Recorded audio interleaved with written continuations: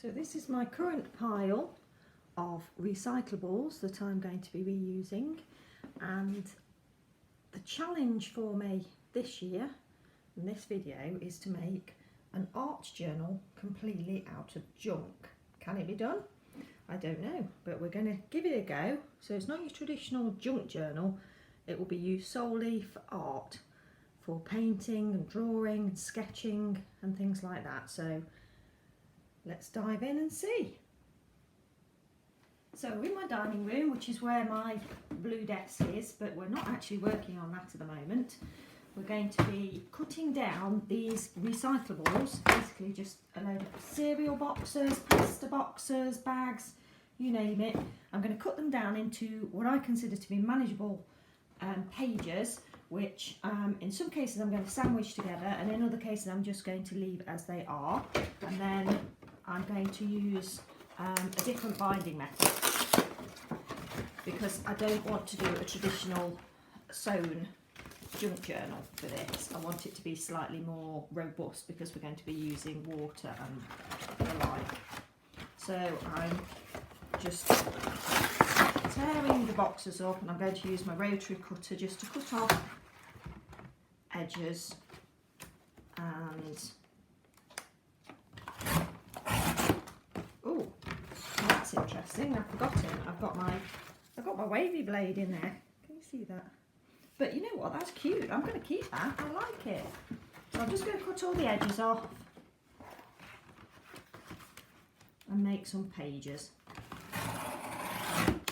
So that's a good start.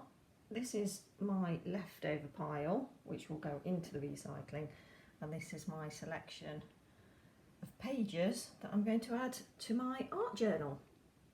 So before I start binding it, I thought I'd show you this first. This is my absolute favourite. This is the inner core of a wrapping tube, a wrapping paper tube from Christmas. I absolutely love this stuff. So I'm going to fold that up and cut that up as well. But that is like, oh, bingo, that's the best stuff to be drawing on. So look at this, 8 pages out of that one core. Love it. This stuff's absolutely brilliant for pencils. So this is the machine I'm going to use today, my old faithful paper punch. It's got lots of lovely little round hole punchers, and these make really cute holes in your pages, and then you can just bind it with wire. Makes life so much easier. So now I've got all my pages cut. What I'm going to do is just line up the pages in the machine and then punch them. And there you can see that it creates this lovely little hole. I obviously didn't punch that well enough. It's a few years since I've used this machine, but that will then slot into the wire, and I'll be able to turn the pages really easily. So I'm going to go ahead and just punch all of my pages, and then I'll get some wire and bind it.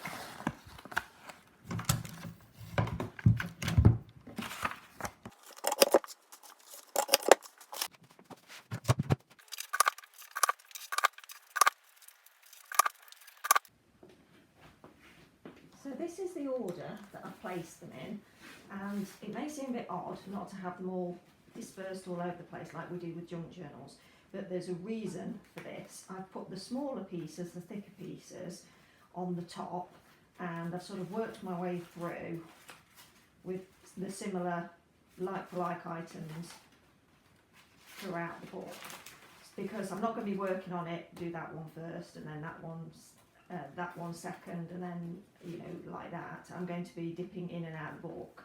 But what I didn't want was these underneath some paper back there, because then I would end up with an edge. So I thought, let's start with the smallest chunky pieces on the top, and then sort of in order where they could probably go in front, so it's not precise size order, but at least each way it gives me a bit of a firm base to work on each time I am doing some art. So just some larger paper pieces there, and then the back piece will hopefully give me a bit of stable surface to work on. So that's how it's going to be. Now I'm going to have to find some form of cover for it because I've not decided what I'm going to do with that yet. And let's get the binding wires. Okay, so we've got our pages and some nice chunky binding wire, and I found myself some cardboard that I'm going to use for the cover. So I'm just going to cut that down now, and I'm just going to use it pretty much the size that it is. I'm just going to cut that, make the front cover. This is not a neat job. And I'm not going to cover it with anything. I'm literally just going to use it as it is, as a sturdy junk cover. Now I'm thinking the back cover, maybe if I fold that up, I could use that as to tuck stuff in, but you know what, then that's going to be really difficult to punch. So I think I'm just going to cut that off, and then we've got two covers, same size.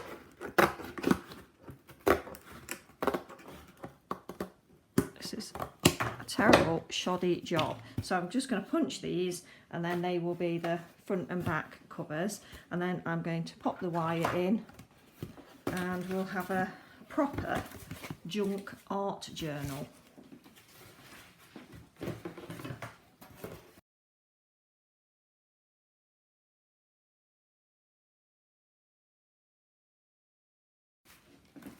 Right, so that's good. So now we're just going to flip that back cover around, and there we go. I've finished completely junk art journal, which we can then pick our pages depending on what we feel like doing,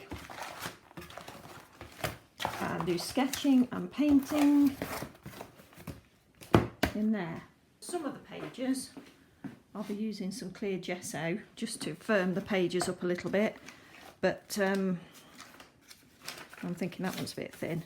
But in the main, I'm probably just going to work with pencils directly on the pages with the sort of craft card. And obviously I'm only going to be using, well, I say obviously, I'm only going to be using the plain sides, but you never know, maybe I will do a bit of white gesso maybe over the back of some of them as well. But the intention is just to do on the top. When I do a sketchbook, a craft sketchbook, I tend to only sketch on one side. I don't know why, just the way I do it.